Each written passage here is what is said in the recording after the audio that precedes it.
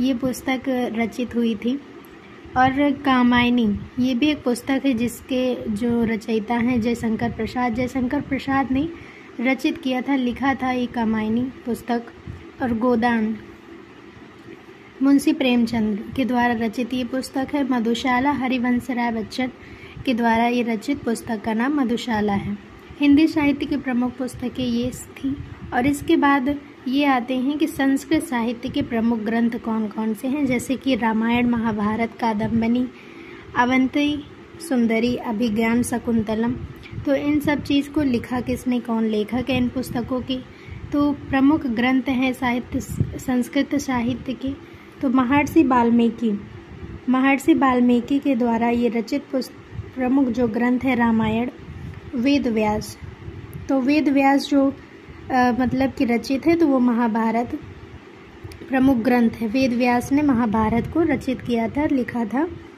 और इसके बाद बाण भट्ट ने कादम्बरी, ये प्रमुख ग्रंथ जो दिया था, लिखा था, वो बाण भट्ट ने लिखा था।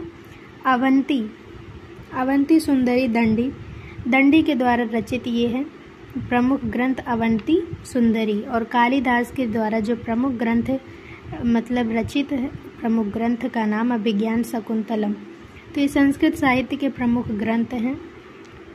इसके बाद आते हैं उर्दू साहित्य के प्रमुख पुस्तकें कौन कौन से हैं, जैसे कि दीवाने गालिब, ये मिर्ज़ा अब्दुल खां गालिब ने ये रचित किया था पुस्तक। और रघुपति सहाय फिराक ने गुल ए नगमा, ये प्रमुख पुस्तक को रचित किया था। आता ए गुल, इसके जो रचयिता थे रघुपति सहाय फिराक थे। और अबुल फजल ने ही प्रमुख पुस्तक को लिखा था आईने अकबरी, वो पुस्तक का नाम है।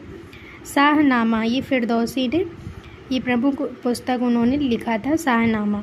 तो ये उर्दू साहित्य की प्रमुख पुस्तकें हैं, दीवाने गालिब, गुल ए नगमा, आते ए गुल, आईने अकबरी, शाहनामा। तो इस वीडियो में हिंदी साहित्य के प्रमुख पुस्तकें का अध्ययन किया गया, और जैसे कि संस्कृत साहित्य के प्रमुख ग्रंथ कौन कौन से हैं, उर्दू साहित्य के प्रमुख पुस्तकें कौन कौन सी हैं।